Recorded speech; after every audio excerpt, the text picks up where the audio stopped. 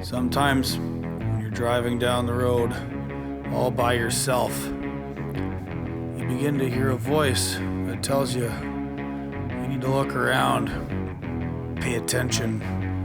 Maybe something isn't quite right. That voice is me. It's the voice of Gord.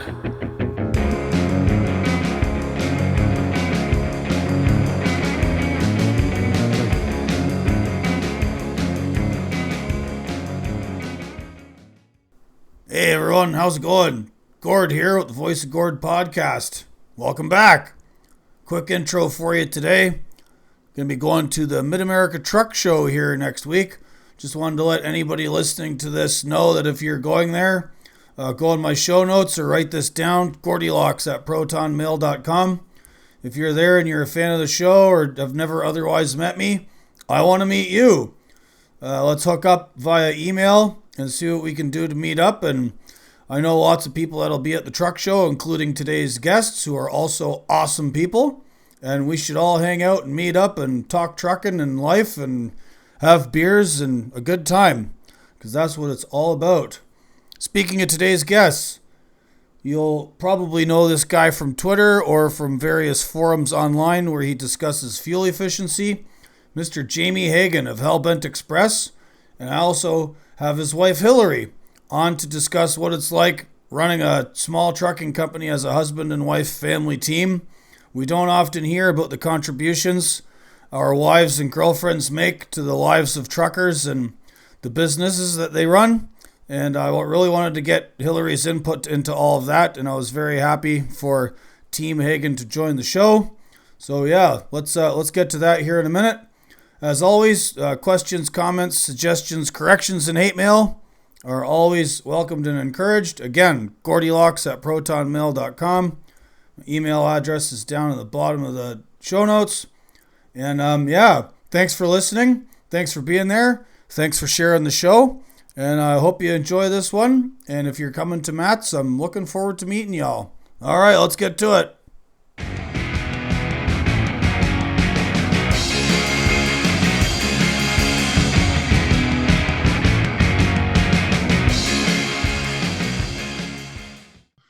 Well, good day, everybody. Welcome back to another fantastic episode of Voice of Gord. I'm Gord. This is my voice. Today, you're going to hear two voices. I've been meaning to get on the show for quite a while now. The one voice you've probably heard quite a bit of, internet trucking superstar and, fuel efficiency guru, well-renowned small business and fleet owner. He's everywhere, probably needs no introduction. However, behind every good man is a better woman who's helping this business go along. And I wanted to get her on here too, because I've almost heard zero from her whatsoever. So please welcome to the show, Mr. and Mrs. Jamie and Hillary Hagen. Hello. How's it going, Gord? Oh, not bad. I thought you'd have a better introduction. Voice of Gord. Excellent. It's like the sounds coming down from the heavens.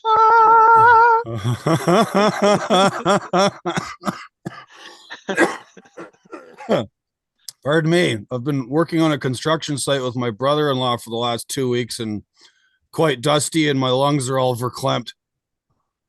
You got to go back to trucking just to relax. Yeah, no kidding. I don't know if there's much relaxation. Seems like you're always on the go, and you have what are you up to now? 12 trucks? Yes, sir. Right. So HellBent Xpress has been growing and doing pretty good by the sounds of it. Yeah, and that is due to part of Hillary joining. We were at 4 when she joined, so do the math on that. Like any good woman, she took something and made something more of it. It's definitely been a team effort. So, yeah, well, the motherly instinct to produce and raise children has resulted in 8 more trucks rather than any more kids. Yeah, we're good on kids. We're good on kids. We got 5 girls between us, so we're good. Oh, wow. I knew Jamie had 3. I wasn't sure about your family situation, Hillary, but. Yep, I have 2. So, and mine are younger than Jamie's. So there's there's still some, active parenting going on. So always fun. Right. How old are your kids, Hillary, if you don't mind me asking? Oh, not at all. I have a 9-year-old and a 13-year-old. So we're about to hit like the tween stage with the young one, which is super, super amazing. And then we're full in the teen years with the older one, both girls, and they're both amazing. But trying to Right. balance everything can be tough. Yeah. Mine are about to turn 4 and 6 here over the next couple months, and they're Oh, a you're so handful. busy. Yeah, you're so busy then. Yep. Yep, they're in that stage now where physical violence is not a daily but somewhat frequent occurrence. One can't get away with not having what the other has, and I mean, for the most part, they're great kids, but yes, certainly a handful. And Yeah, that won't stop, by the way. Wanting what the other one has, that just continues, and it gets a little more ruthless. right, Good luck with right. that. Well, another challenge, I guess. I mean, children are enough, but children plus 12 trucks, running a business, keeping all of that stuff going. Like, you guys are busy. Always. There's always something wrong. There's another fire to put out almost on the daily between children and adults with moving parts. Or adults that are acting as if children. Sometimes it happens. Yeah, sometimes it happens. But we've got a really solid team. Even, everybody loses it a little bit about something. And definitely one thing I've learned from Jamie is that in trucking, if it can go wrong, it's probably going to, which when you're on the road and you're in a truck and, you're managing everything, like that can be frustrating for drivers. So we try to be understanding even when there might be a little foot stomping going on, about where they're coming from and kind of what they're dealing with. So Right. And so I think I heard Jamie say you've got 12, but 10 of them are in motion. Yeah, we got 2 down right now. Yeah. One was involved in an accident a few months ago, so we're still waiting on parts. And the other one is just empty. Right. Yeah, that whole parts thing. I remember our mutual Twitter friend Mike Lombard got hit by someone at a truck stop, and I think he was several months just getting a new headlight assembly. Like, that whole thing was over a headlight assembly they just couldn't get their hands on for love nor money. You think that would be a common part too, honestly. But a little too common. Clearly, that's why it's probably in demand, though. Right. True. Right. So the this one truck that was involved in an incident, not too serious. Driver's okay. Everyone's all right. Yeah, everyone was good. It was, nothing crazy, but just enough to require a new hood and some other pieces of the side skirt and stuff. It was kind of a glancing blow, if you will. And it just life happens, right? Yeah, it sure does. And sometimes it happens very quickly and with other people involved. Yeah. Yeah, so we're dealing with that. They sent us a new hood. We got a new hood almost immediately. Found a person out of Dallas, Texas that sells hoods after, like for every manufacturer, and they'll paint it and send it to you. Well, the problem was when it arrived, the logistics. That's the comedy of errors here. It got damaged in transit. Oh, So man. now the debate is whether or not they're going to use the hood or whether they're not going to use the hood because there's damage to the hood, even though we ordered a brand new hood, painted, now it needs to be fixed. And who's going to pay? Are we laying it on the shipper that shipped it? FedEx, DHL, whoever brought it to them. I don't know. You know what I'm saying? So we're involved in that, which is really frustrating when you're a trucking company and I'm you know what I mean? I know everybody's point of view on this. It's just it's holding us back, and that's painful. And it's I would imagine the only reason you didn't pick it up yourself is you didn't have any trucks in the neighborhood. Yeah, yeah. I even thought about it at the time. I'm like, man, we could probably do some LTL and just pick this thing up and get a couple of partials with it and do it all ourselves. But I have a lot of faith in my trucking brethren, or did. or still do, I guess. I don't know. They found the lowest bidder, as they say, and got it to us, and I don't know. It's here though. We got it. I don't know if does you any good. Like Mike was waiting for his part, Can you imagine the part shows up and it's damaged, and now you have the part, but what do you do with it? Everyone's arguing over it. That's actually worse. Because if we could just order another part, but this part was $6,000, so you don't want to really like, oh well, now we'll have two parts. I'll order another one.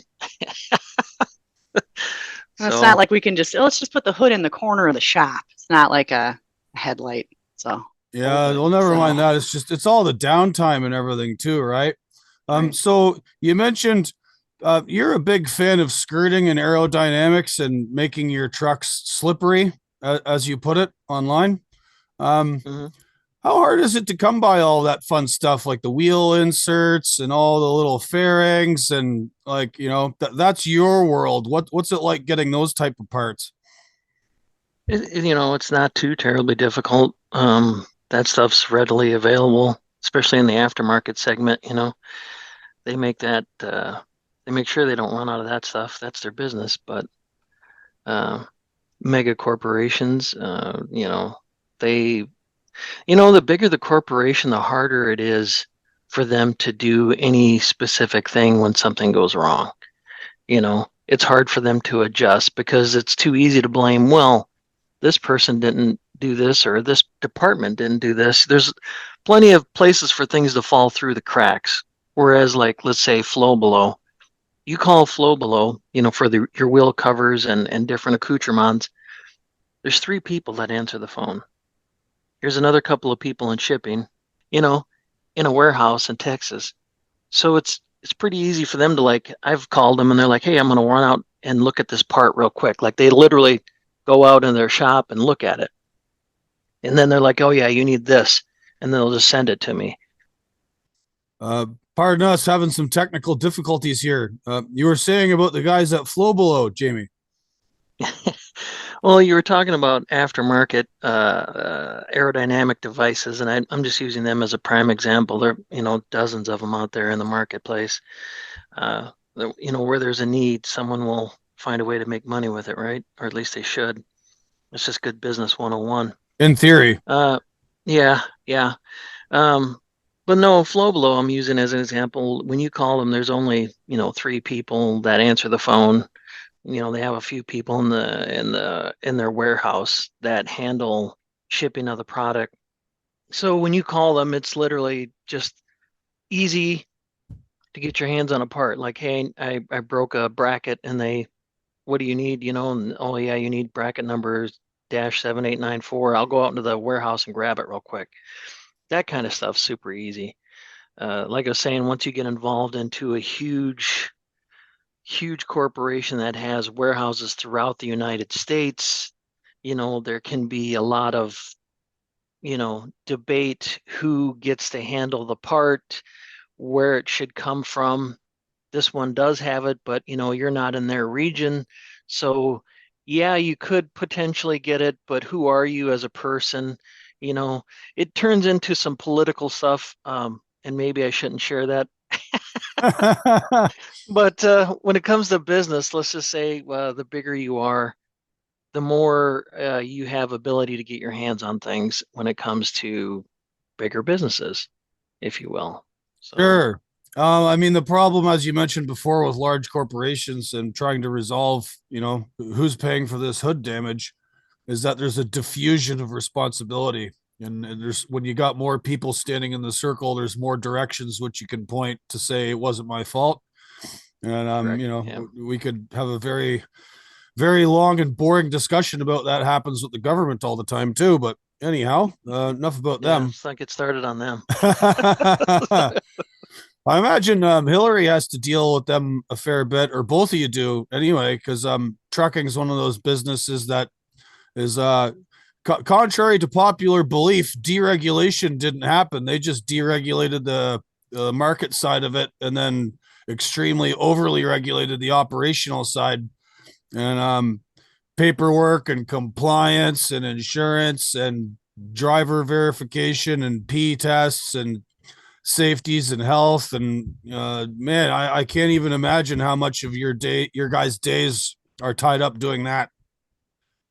That was one of the things that I'll TO it over to your honey here in a minute, but that was the number one thing I didn't realize. The more trucks we added, the more our operating expenses grew. They didn't go down, they got worse. Because the bigger you get, the more people you have to have behind you. It's not just me and a few guys at the beginning. Now we had to add Hillary, we had to add a dispatcher, we have all this compliance stuff, and she is, I'll let you speak onto that, but like inundated with that stuff. Yeah, it's a whole lot. I will say that. When I started, I mean, Jamie we kind of didn't know what we didn't know. And everything that I've learned has been on the job. And I'm a rule follower, big into that. I don't know that all of the rules the government have might be 100% necessary, but I understand that we have to follow them to play the game. So when I started, I did just a bunch of research on compliance and safety and, driver requirements and stuff like that. And kind of just been building a checklist. So whenever we get, a driver on board, there's 25 things I have to do and, go through the clearinghouse queries and P tests and all the things you mentioned, which are super fun. And then annually, obviously, there's more to do there as well, just to confirm that, the driver you're hiring hasn't, worked somewhere else and dropped a dirty pee or gotten into a car accident that he didn't tell you about, and it's on his personal MVR. And it's a lot of the stuff we don't even really do anything with, which is, I've got some of our drivers that we've had for a couple of years, I've got massive files on that are just like, okay, so if they ever call, I can be like, here you go. I did this on this day. I did this on this day, so it is a lot though, to Jamie's point. It's a lot. There's a lot on the background, a lot of paperwork, just to kind of say that we did it. Right. So does all of this work basically mean that like you're full time with HellBent Xpress now, or do you have side hustles or another job as well?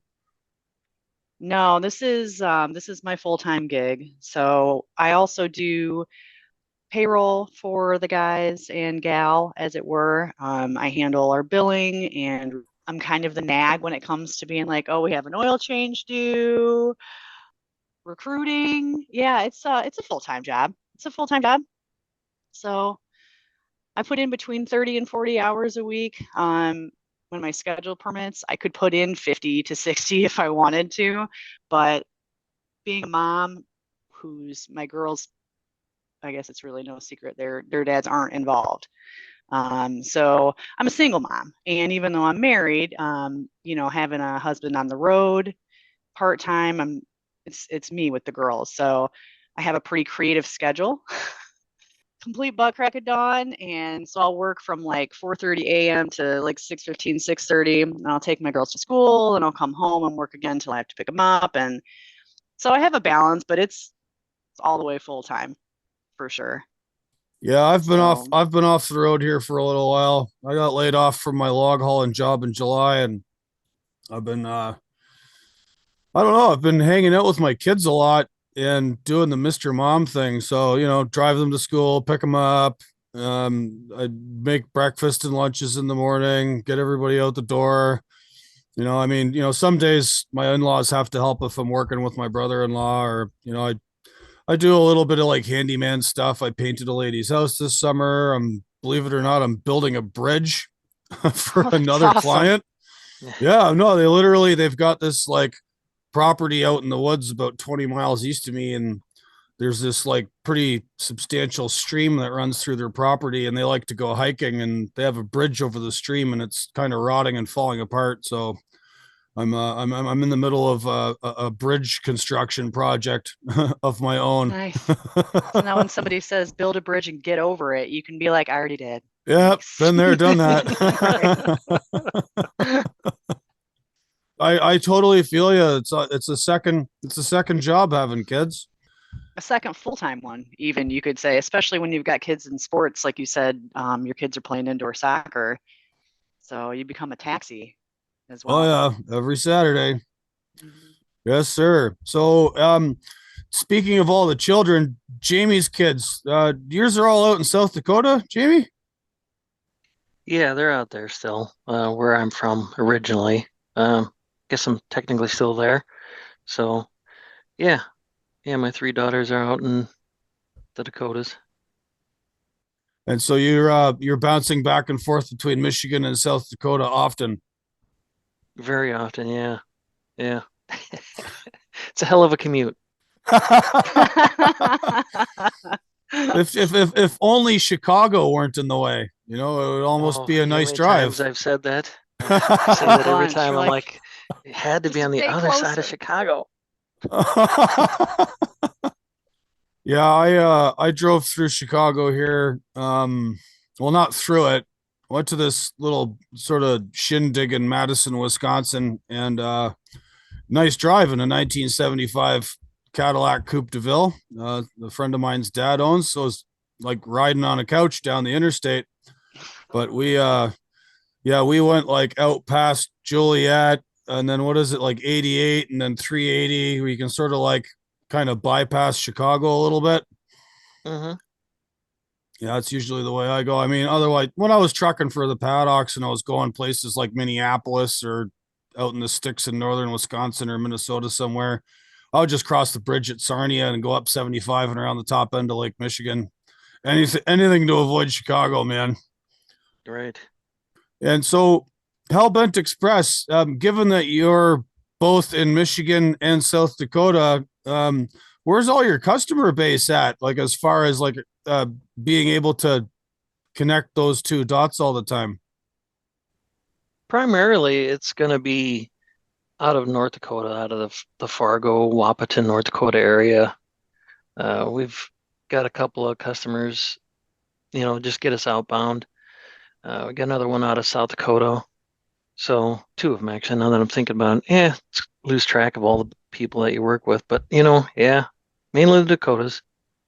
Right. So you do you have any dedicated contracts, or are you still hustling brokers and load boards, or where are you at in the totality of your company at present? We don't have any contracts with anybody. One of the things I've learned since starting trucking is that your contract is worthless.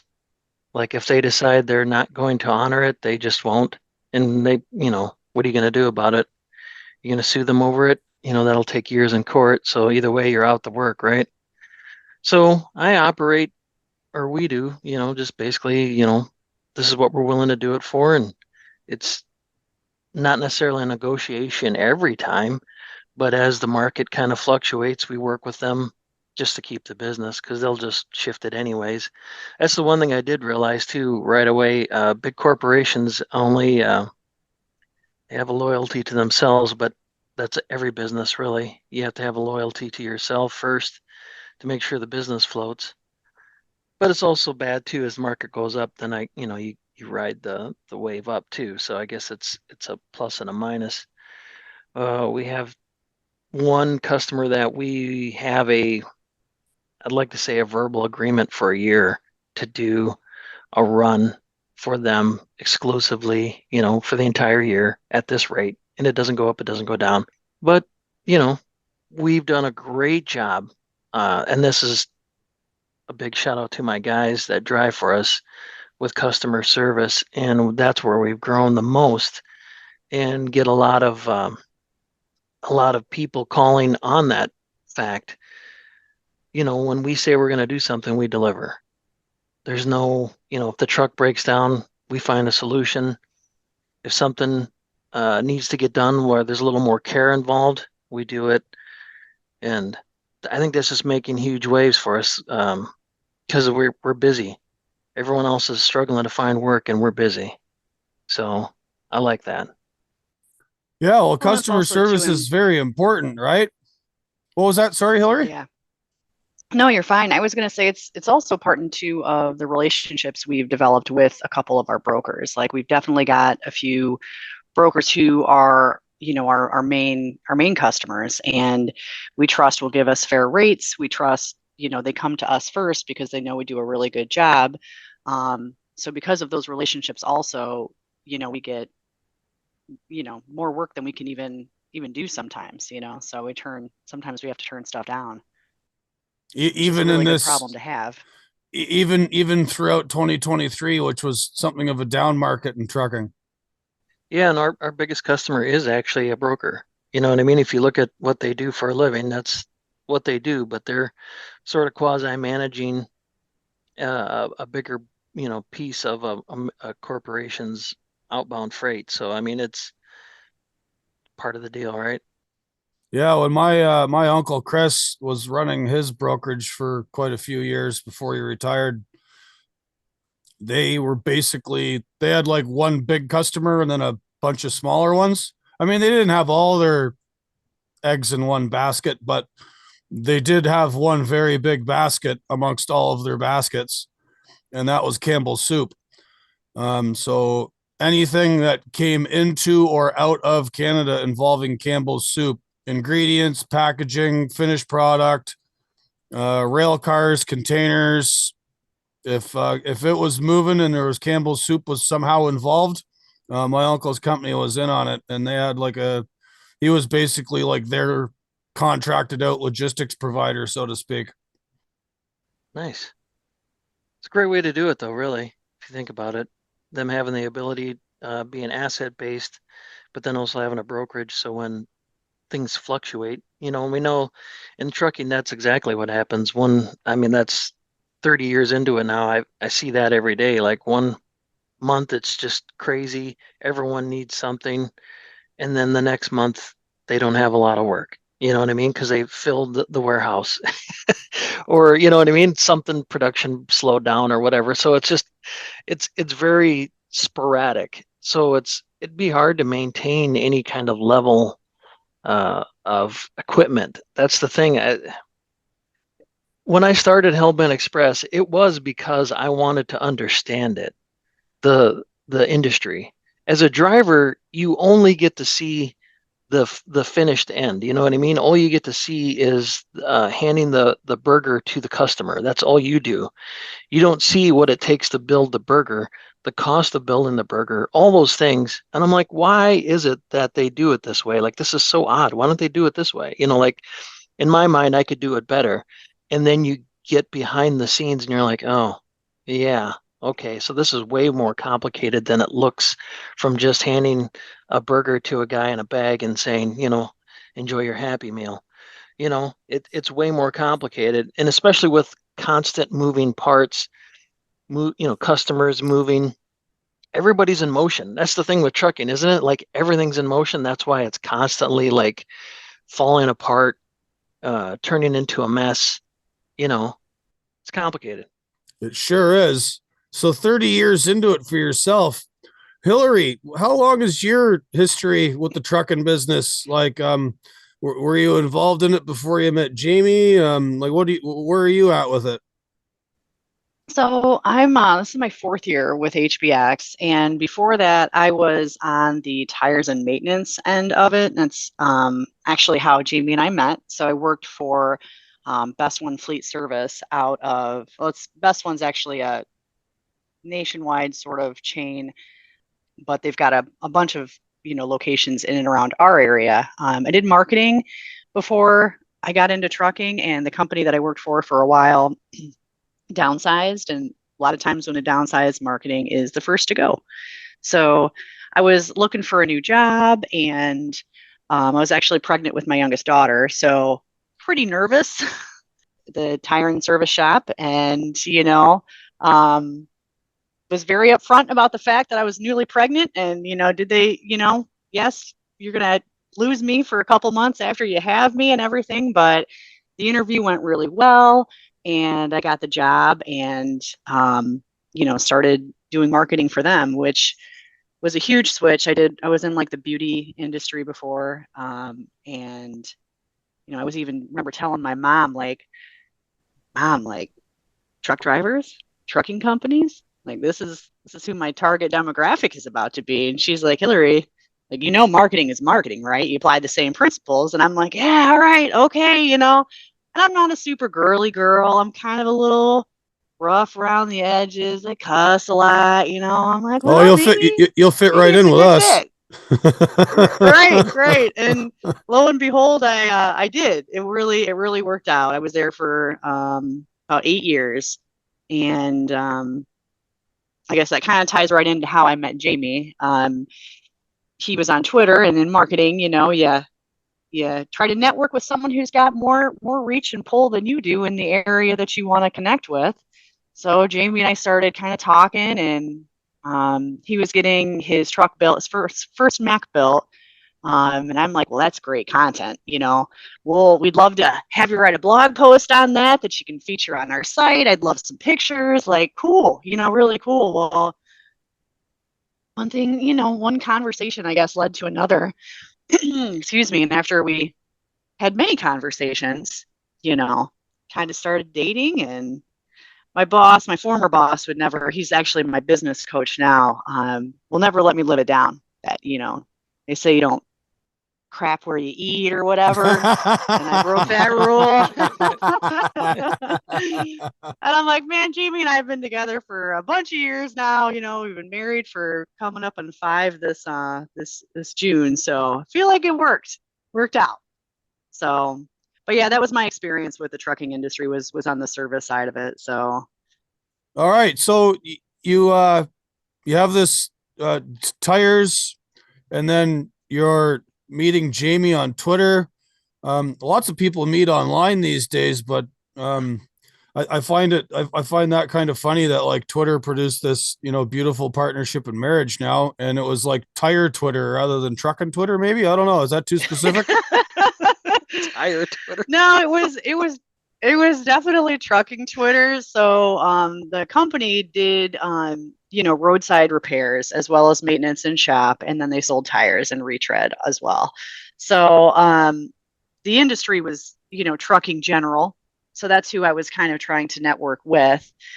It is odd, definitely, that Twitter brought it together, but he was driving. He still drives, obviously, quite a bit. And for him being over the road was sort of how we were, able to meet on a moderately regular basis. He'd pass through town and we'd go out to eat or get a drink or something. And they say you don't pick who you fall in love with. And, I don't know that either of us would have picked somebody, 1,400 miles away. But oddly enough, because we were both, he was on, over the road for so many years, and I was single for a bunch of years. We're both fiercely independent. So we're both very set in our ways, and, I guess not being around each other all the time kind of works for us. We miss each other a lot all the time. So kind of keeps the love alive. Many such cases. When I first met my wife, I had just sold my house in Canada after some family issues there, not like ex-wife or anything, but like my mom and my grandparents passing on and a bunch of other crap. Anyhow, sell my house, go to Burning Man, and I met Jenna there. And not long after that, I went back out to Alberta. So I'm up in northern Alberta hauling fuel out in the woods, and she's teaching at a public school in Queens in New York City. So I feel you on the distance part. And yeah, our first couple of years together was like long distance dating, as it were, if that's even the appropriate term. More like me spending lots of money flying her from New York to Edmonton for, a day or two of hanging out in a big old dirty Peterbilt with me, and then sending her back to New York City. And, 13 years later, here we are, married and 2 kids. So, yeah, I don't. I think maybe sometimes what is it? Distance makes the heart grow fonder, or something. How's that saying go? Yep. So yeah, it worked out for us. And again, the whole sort of independence of mind and being happy within yourself too, right? Like if you're not already somewhat content and happy with yourself, and then you expect somebody else to bring that to you, I don't know that is such a good basis for a marriage, you know. I think people need to be already sort of set within themselves for it to like get off to a good start. I agree. Sure. You can't find happiness somewhere else. It starts with you. You know, you can complement each other certainly and provide happiness to another person, but one of my favorite sayings is wherever you go, there you are. You know, so you could live anywhere in the country or the world for that matter, or with any person, but if you know, your problems are going to be your problems wherever you go. And if you're happy, then, you know, you're going to be happy wherever you go, but you have to be happy, like you said, from yourself first. So I agree with that.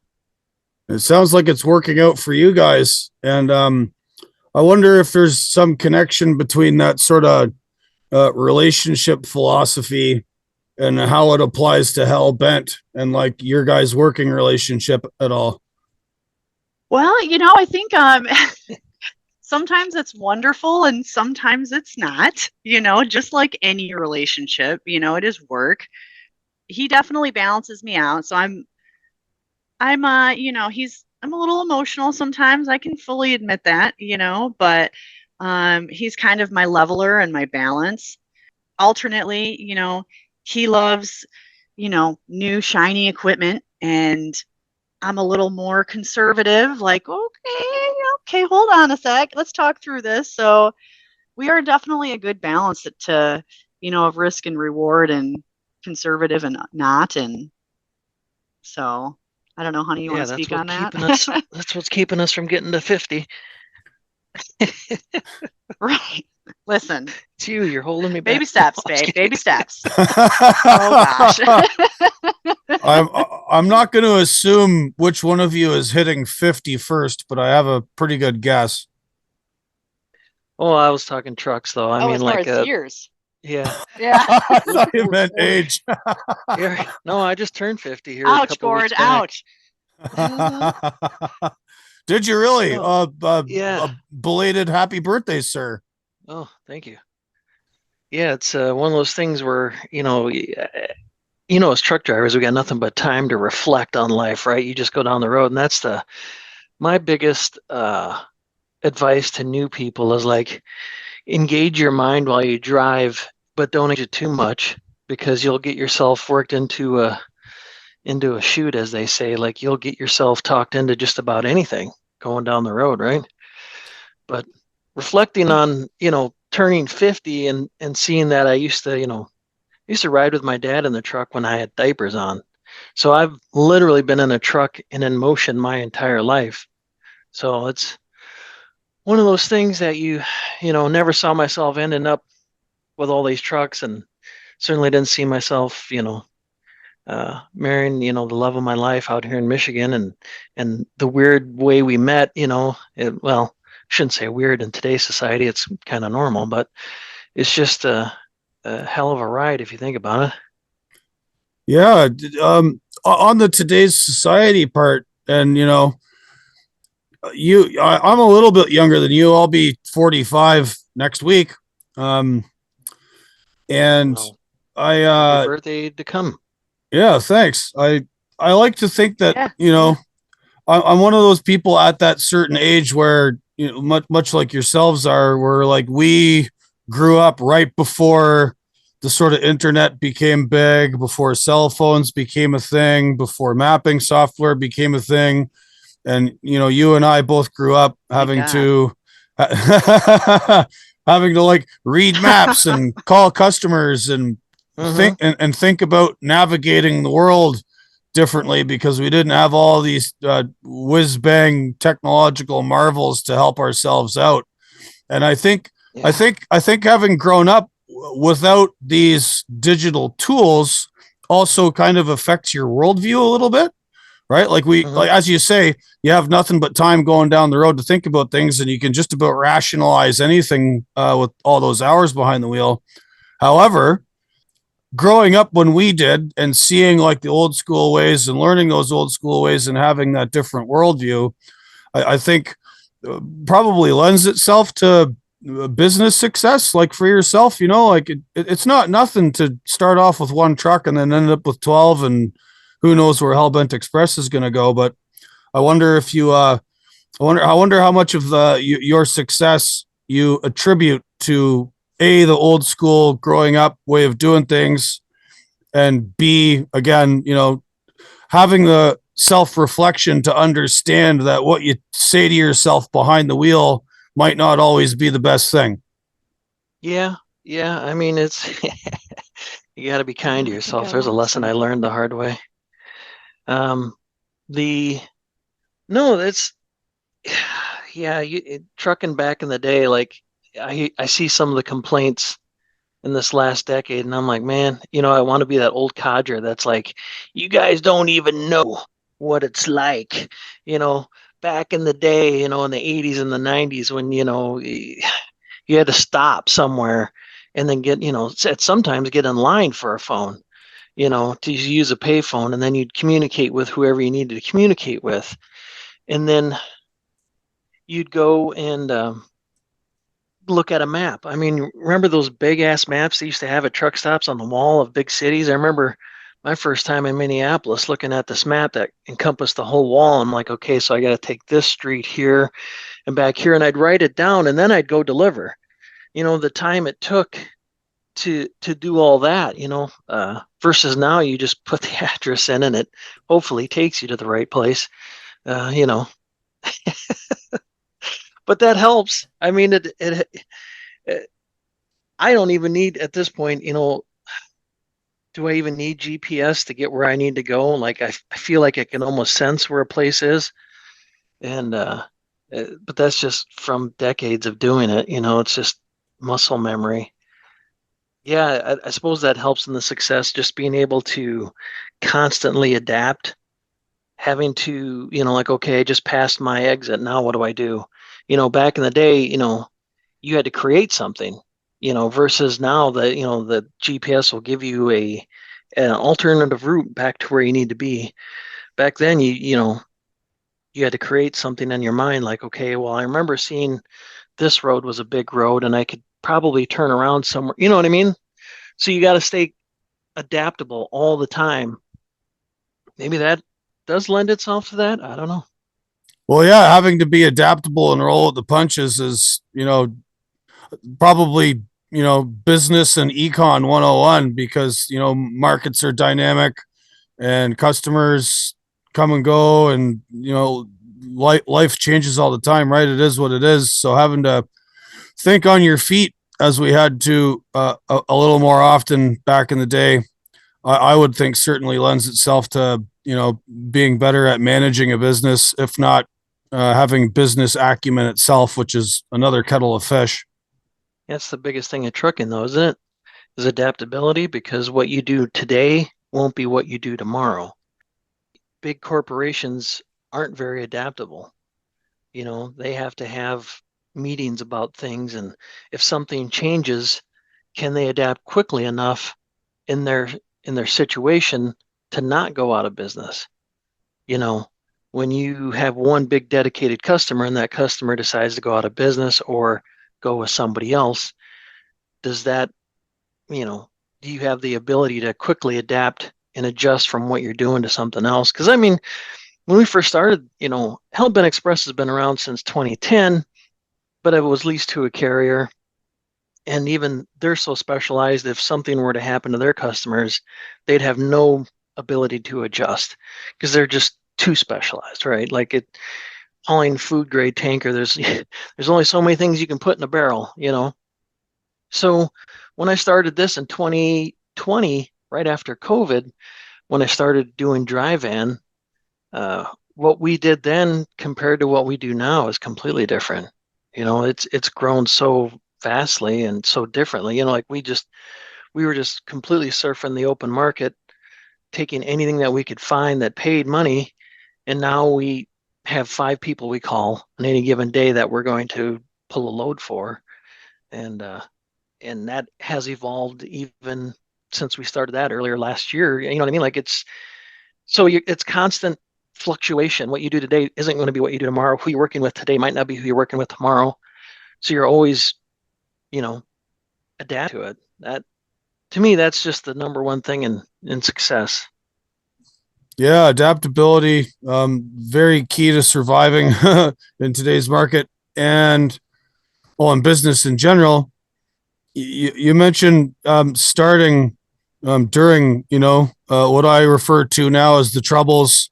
Sorry, Ireland, I'm appropriating your bad vibe terminology and applying it to this. But you know, that's quite a interesting sort of tale. I mean, a lot of guys got into trucking then just because, the whole market was crazy. Everyone was hiding at home and ordering stuff on Amazon. So, shipping was crazy. Tons of stuff was moving.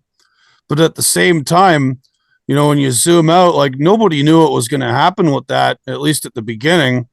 And, taking a taking a big risk to move into a different segment of the trucking market from the one you were already operating in. I mean, how much puckering were you doing inside while that was going on? Yeah, right. Well, the way it happened for me was a guy who had drove for me, and he and I knew each other from being company drivers at Cliff Eastman, where I still have 5 trucks leased on to today. And he was looking for a job. I said, well, he didn't really want to do tank, even though he had driven for me before. And he said, like, what if you get a drive in? And I just like, yeah, I don't know. I mean, COVID, this was right after it happened, and they were giving away equipment, I bought a new truck for $120,000. I bought a new trailer for $30,000 because no one was buying anything. Everyone thought we were all going to die, right? And I'm like, yeah, this is a blip. I knew it was a blip. Like, it's just people got to eat, people got to buy. People love to purchase things. There's just no way around that in our society, right?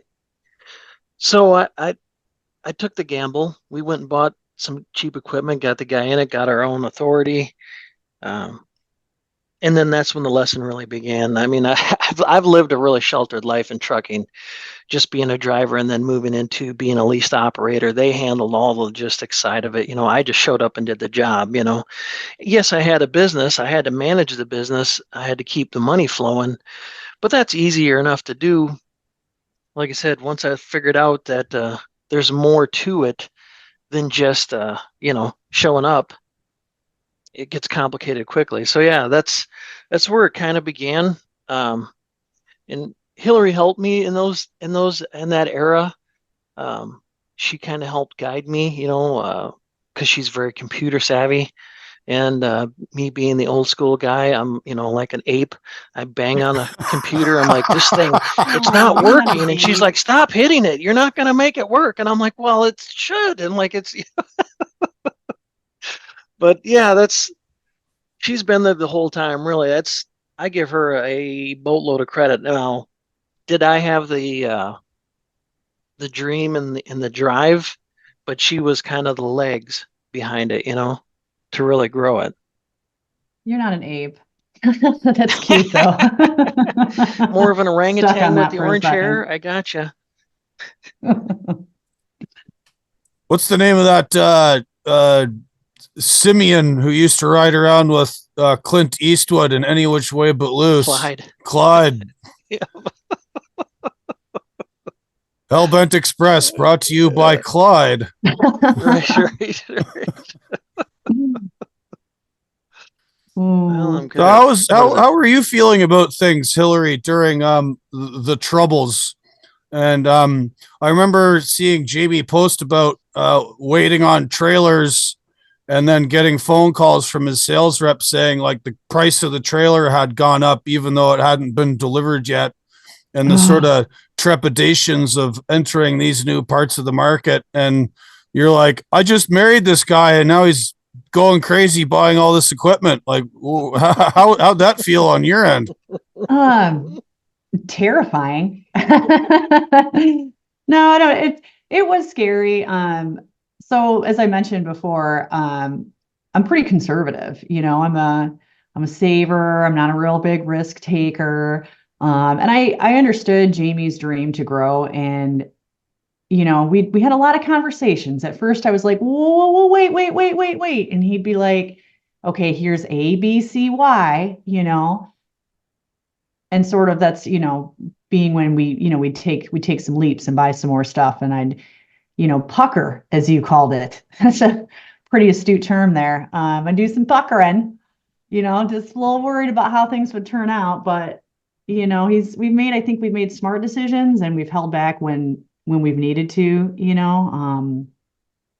certainly I was kind of ticked when that specific conversation that you mentioned about the trailers going up in price before they were delivered. I'm like, well, didn't we sign like a buyer's agreement? Don't we have like a contract at this price? And, like Jamie said earlier, contracts don't mean anything. It's supply and demand. And when people want to raise the price, well, you can either pay it or you can, not, and you're out. So it was scary, but he's always had this dream, and I've been just super blessed to, help support him in reaching it and trying to, and honey, we may get to 50. Okay. Like we just don't, you used to tell me Rome wasn't built in a day. All right. So, right.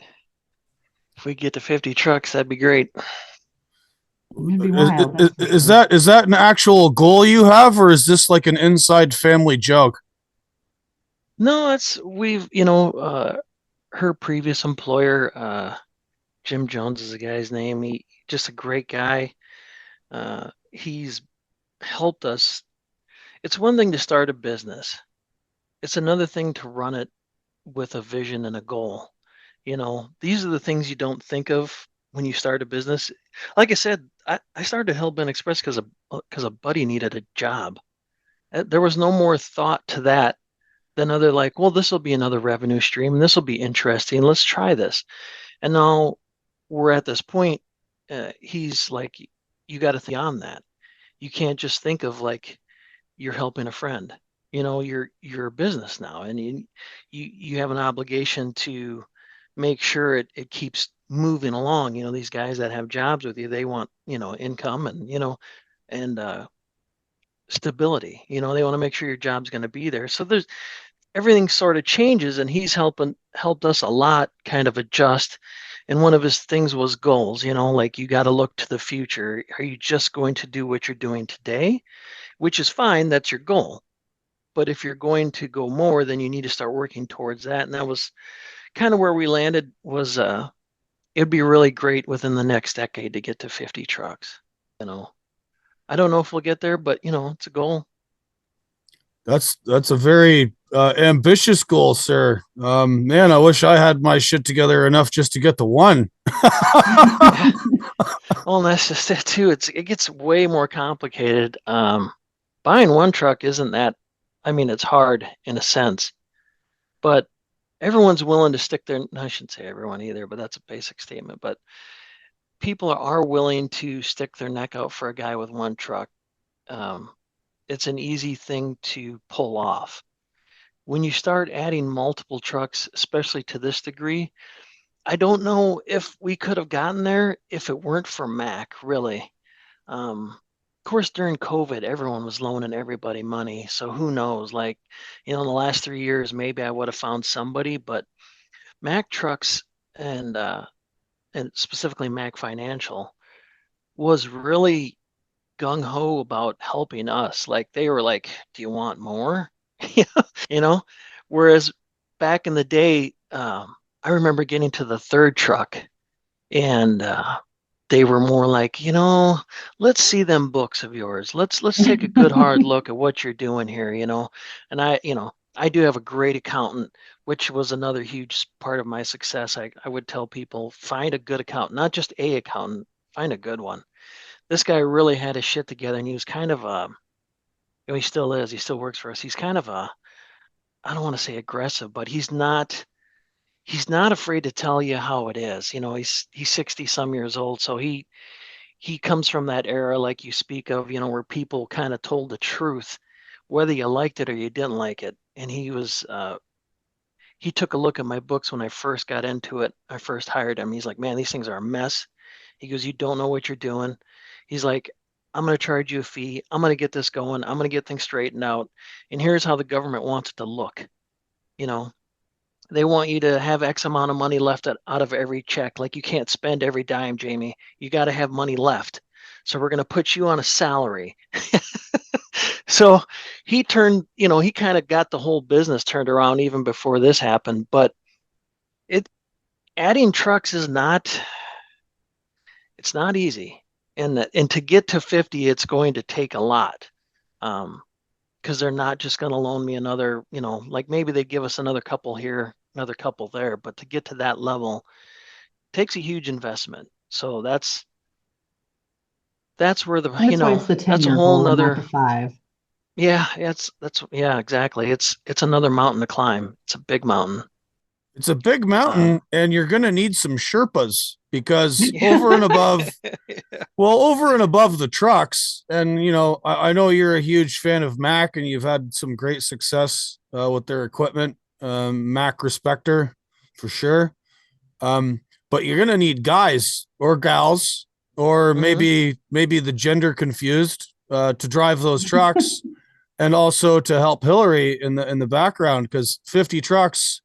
Man, I mean, Hillary sounds like she's great and a miracle worker, but you're probably going to need some help too, eh?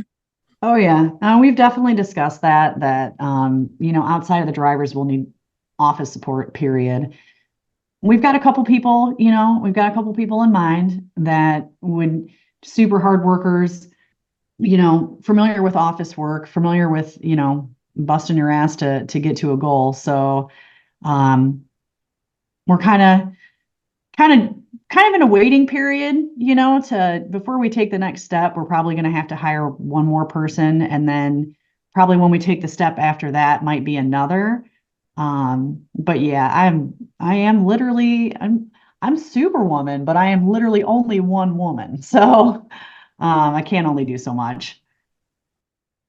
In the goal of getting to 50 and understanding you're going to need people, sounds like you got your eyes on some more.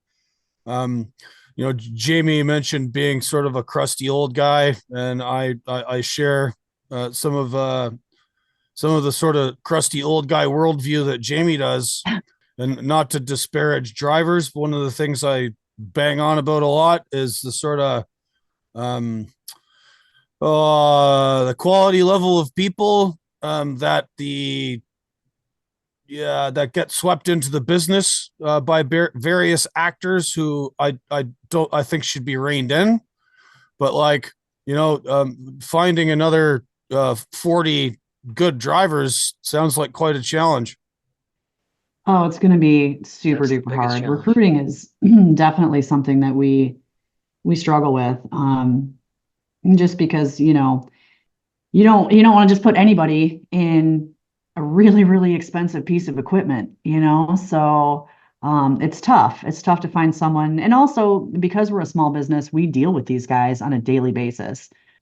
So we don't just want anyone that's going to be, there's some guys out there that are going to tell you how they're going to drive and where they're going to drive and, how they're going to basically let you run your business. And it's kind of frustrating when we run into those kind of people, because even though they might have, a clean MVR, world of experience,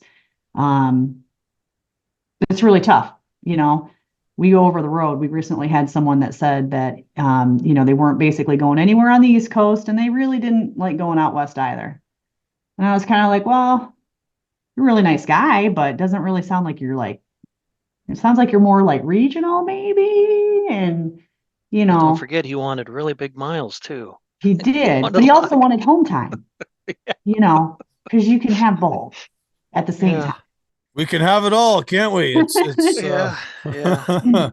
Yeah, I get that. There's something about also, sort of being modest and having some cooperation with your employer as a driver. And, I've got lots of miles and experience and stuff. And, at the same time, one of the things you learn from having experience is that not all employers are the same, but again, the requirements of business are what they are. And coming into an employment relationship, trying to dictate to the people you're working for exactly how it's going to be, maybe not the best way to start off a relationship, Well, and like I said, Yeah. he was nice. He was a very nice gentleman. But we're pretty open about the fact that we're coast to coast, So yeah, going into it, it was a tough thing. I'm like, well, maybe we're not a good fit. And we're learning a lot about that. That's the thing too. When you start hiring this many people, you meet a lot of people, and you learn a lot of mistakes that you made along the way. To maybe when someone applies and they have very strict requirements, we'll say, as to what they want out of the job, it's your turn to make sure you don't just try to fill a seat Right. and burn that person because they wanted something that you couldn't provide for them. So Hillary's done a really great job of managing people's expectations. Like, hey, we might not be good for you because it turns out like we're into trucking. And trucking, you go anywhere and everywhere that the job requires. That's the job, you know. And I get it too. Guys get to a certain age and they get to a certain level and they want something very specialized. And that, you know, isn't HellBent Express right now. You know, we don't have dedicated customer routes that are like you're going from here to here every week doing the same thing over and over again. Ours is constant flux. Ours is our biggest customer literally is like you are the overflow. You are what the bigger guy doesn't want. And so it's going to be the shit that, you're going to run here and it's going to be a little more complicated because you got to unload this and add this, then you got to do this. And then, so that's what we do. We do the more complicated stuff. And that's why I think, it's going to be harder to get to that number. We know that the biggest hurdle isn't trucks. It isn't equipment now. It's people. Mm-hmm. And finding people and making sure you hire the right people is the biggest thing. So over and above the management of expectations, one of the things you're quite famous for is fuel economy. And as much as you're also a respecter of Max and the various technologies and methods you employ for conserving fuel, we cannot forget that one of the most important factors in fuel mileage is the person behind the wheel. And I'm curious to know how much driving technique you're having to retrain people with. Retrain. Oh, yeah. Just trying to. It's like trying to tell a woman to calm down, right? When they're angry.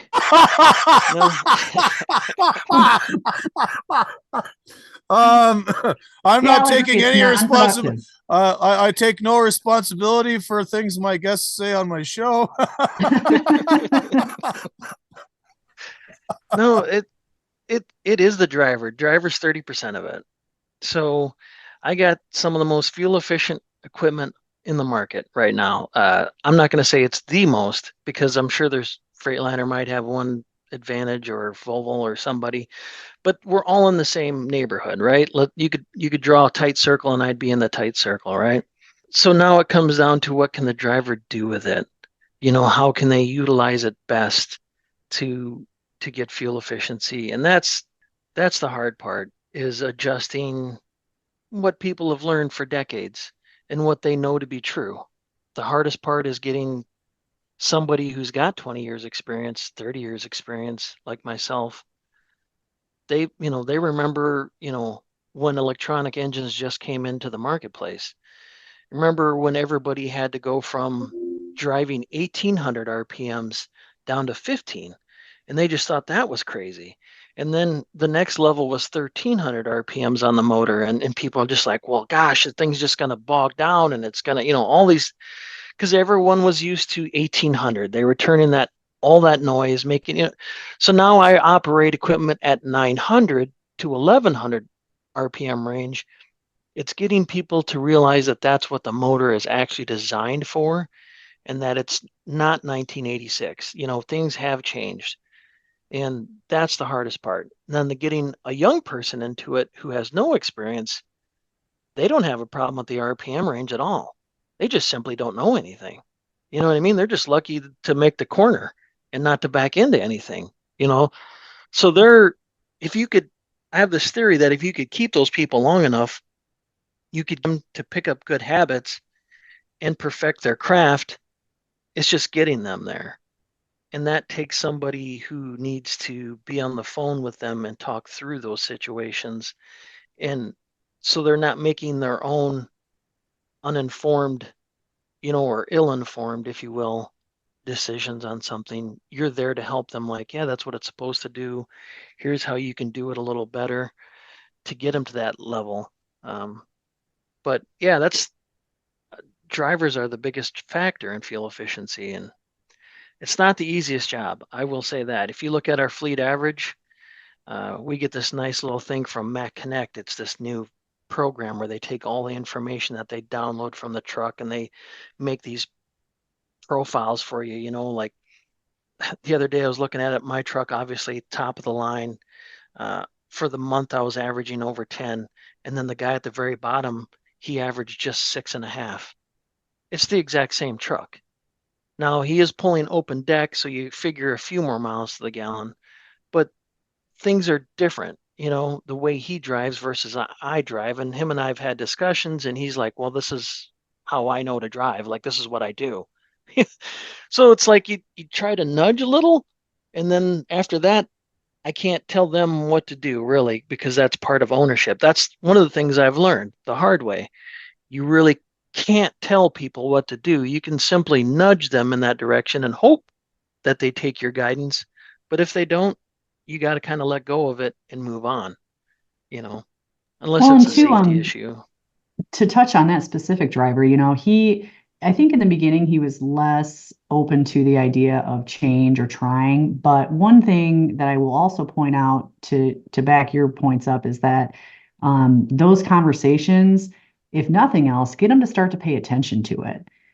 So now we've got drivers. Well, I felt like my gauges were showing I was at this MPG or I was at 7 or I was at, so they're starting to be a little more cognizant of how they're driving and what the results are in the truck too. So sometimes you can't change people, but I do think that even for the people that you can't change completely, I think those conversations are still beneficial. Just to get them to pay attention. It's a huge expense. So it's our largest expense right behind payroll. Yeah. So. These the sort of expense breakdown for trucking has pretty much been the same for a long time. Fuel and driver, and then everything else. Tires and maintenance, yep. Yeah. It all kind of trickles down from there, but those two are the big two. Mm-hmm. And that's all if you look at the trucking industry, do you see anything else talked about besides fuel efficiency and drivers? For the most part. Not a whole lot. Yeah. Every once in a while we mention maintenance because it's an inconvenience. Maintenance is, we can put that on our expense sheet. It kind of stays the same throughout the years. Like, it's just this many cents per mile it's going to cost us. And we've just come to the conclusion that that's what it's going to cost. Where, drivers and fuel can fluctuate on any given moment, just that's where the pinch points are in trucking, are those two things. So that's what gets all the love or the attention. Right. Well, another thing about drivers is not just what you're paying them, is the quality level of a driver can save you money in other ways, right? Like if they're more on top of maintenance, if they're more on top of tires, if they're more on top of scheduling and, working out the systems to increase the time efficiency of the truck. Like there are all these other potential costs that are directly downstream of the guy behind the wheel and not just him driving. Like there's this other, sort of skills and experience package that can save you a boatload of money in the long run, right? We've got some really, really good, talented people from that standpoint. We've got some vets that are just amazing. I mean, one guy is a really close friend, but I mean, we've got some great guys. Like, I can't say that enough. Like, I even hate to complain about the fuel efficiency because the rest of it's all dialed in. You Yep. know, like I said, the customers love us. Anytime they see an HBX truck roll in, that's like the first thing they say. They're like, "Oh, we knew it got covered." You know what I mean? We knew you guys were going to follow through. It's just a non-factor. Like, we're building that relationship, and that's the guys. That's the crew. You know, me and Hillary are at the top of the pyramid, but they're at the bottom, really doing it, and I cannot give those guys enough respect for that. Um, so yeah, Yeah, they're all super hard workers and good humans, which is, I mean, that is the magic combo right there. You know, you can be a hard worker and be a piece of crap, and they're not. So we're really blessed in that regard. Yeah, well, you guys are in the Midwest, which is a part of America known for people that are pretty friendly and easygoing and get her done types. I'm assuming that's where most of your drivers are drawn from. Yeah. Yep. yeah, the bulk of them, yeah. Yeah. And how? So you mentioned previously too that you get all these oddball leftover loads that your customers' primary carriers don't want, and you're having to go coast to coast. Um, so can you name off some locations you guys have hauled loads to recently that are not South Dakota or Michigan? Oh gosh, all over. Vegas, Sahuarita, Arizona. Go to I Washington mean, State, yeah, we go out to Oregon, Seattle a lot, yeah, Tacoma. Um, you Pennsylvania, know, South we do get Carolina, yeah, down to the Carolinas a lot too. You'll see us down there all the time. Texas last Um, week, yeah, Michigan. Texas. And a lot of this stuff is for, I don't like mentioning names of corporations because they either like it or they don't. And I hate finding out that they don't. But this corporation makes machines for the construction industry. And they've been doing a lot of photo shoots for their new products. And that's where we came in, like just going to odd locations, locales, and delivering the equipment to take the pictures and then bringing them back. That's pretty exciting stuff. That is kind of special, seeing that side of that environment too. Uh, like you saw some of my posts where I got involved in some of the autonomous equipment that they were building and moving that across the country for different shows and stuff. And I mean, to me, technology is exciting. I don't know. We can all make the argument whether or not it's necessary sometimes, but in our world, if you don't try something wild to kind of set the bar a little higher. You don't necessarily move the bar all the way to where that piece of equipment is or that technology is, but you bring the bar up a little. And so they got to swing for the fences, and maybe that autonomous lawnmower isn't going to work in today's world, but it might in the future, and it might bring us something that we can use today. Learn something from that. That's where I love technology. From that standpoint, that it does move the needle a little bit every time, and it should help in progress. It should. Uh, Sometimes it doesn't, though. I will be the first to admit that sometimes it brings forth more complications and it changes the world we live in. I mean, look at cell phones. Completely changed everything about our society in so many ways. Nobody knows that more than truck drivers because, like I said, you used to have to wait in line to make a freaking phone call, and now you can immediately call somebody and know exactly where they're at and what is happening and what is going wrong. You don't have to be 100% self-reliant anymore because I can call someone to come save me. Whereas back in the day, I'm sure you're aware of, especially where you drove, there was no calling anybody, even if you had a cell phone. You had to do it on your own. Yeah, you try your attention to what the truck is telling you, and tires come into sharp relief when you're 700 miles north of Perth in the middle of nowhere in the desert and it's 120 degrees outside and you're the guy that's going to have to fix it. So you adjust your driving habits accordingly. Yeah. Yeah. So I mean, that's what we do. We do some pretty exotic stuff from that standpoint. We do a lot of, I mean, we fill in with anything that we can find until something pops up that's, from those guys. But for me, going from tank to this, it is, tank liquid, food grade liquid. I used to say I'd haul anything that you could put in your mouth. So there's only, oh Lord help me. There's only so many liquids you can put in your mouth. You know what I mean? Like if you think about it, there's only so many food grade. So it was always the same 10 ingredients over and over again. And it just you'd go to the same mega corporations that make our food supply. Over and over again. With a dry van, I mean, you can put anything in that thing, and they do. They literally put anything, and you go to all these different small locations in the woods sometimes that are just. I enjoy it. Like I've never experienced trucking from that standpoint. It's always been flatbed, hopper, tank. This is just completely new for me because there is the possibilities are endless, right? Yeah, they can be. Trucking can be pretty interesting. It's been pretty good to me. It's been pretty good to you.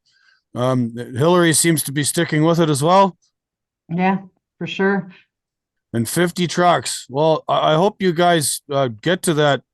I don't know if sooner rather than later would be the right way to put it, because you don't want to grow too fast and have it go completely out of control. But that's a pretty good goal. I think we'll get there someday, or we won't. I try not to get too stuck on that kind of stuff. I mean, you work towards it, but you don't, like I said, staying adaptable. We might only get to 20.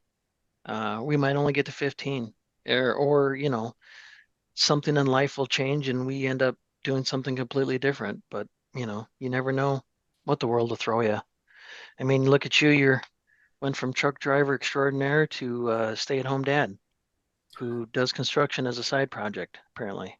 You're going to want to see pictures of that bridge, by the way, just to throw that out there. Right. All right. Well, throw that on Twitter. Yeah, it's not very wide, but it's going to be long. So, oh, that's what she said. Jeez, you too. All right. Well, hey, so before we get to 50 trucks and before we wind this conversation down, you guys have been very generous with your time, and I do have to go and tend to those children. We're all going to Matt's here in a few weeks. Yeah. Woohoo! The largest trucking show in the nation, right? In the world. Yeah, that's right. And Hillary's coming too. I am. Oh yeah, I will be there. Yeah. Right. Are you us all online? Are you bringing your own personal vehicle, or are you going to get a load down there? What's your travel plans? Oh, we've learned long ago you don't mess with transport. Trying to find freight that you'll end up waiting 2 days to unload something. Something will go wrong, right? No, we're just going to drive down there. We're only 5-hour drive from Michigan here down there. And we're going a few days early too to help out Kevin Rutherford and his big extravaganza, I think. What's Kevin got going on? I haven't talked to him in a while. He's got a what he calls a CMC. Is that Certified Master Carrier program? And it's for a day and a half before Matt's, all day Wednesday, and then a little bit of Thursday before the show opens up. He's putting on how to get you from one truck to multiple trucks if you want to go there. But if, let's say you have 0 trucks right now, he has a program to get you to 1. And then as the year goes on, you subscribe to his knowledge on how to get to more than 1 and what it's going to take. Oh, I wish I would have ran into Kevin on this one. Because that might have helped me not make some big mistakes at the beginning.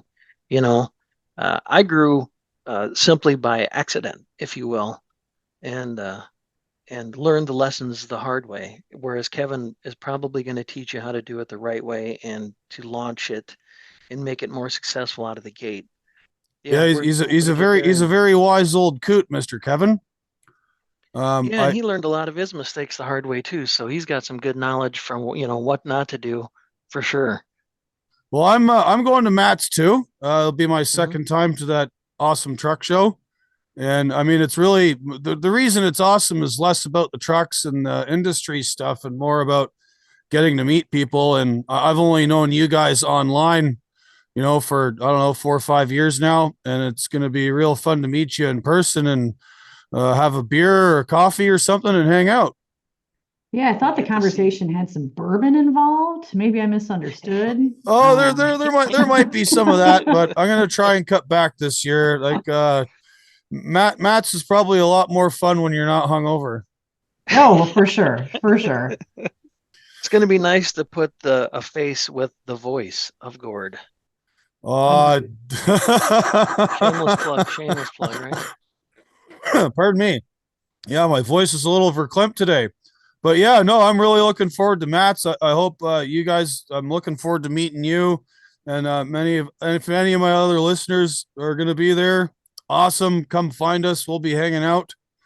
I'm not sure if I'll be down there for Kevin's thing on Wednesday, but I do plan on arriving Wednesday evening. So yeah, it's going to be fun. I'm really looking forward to it.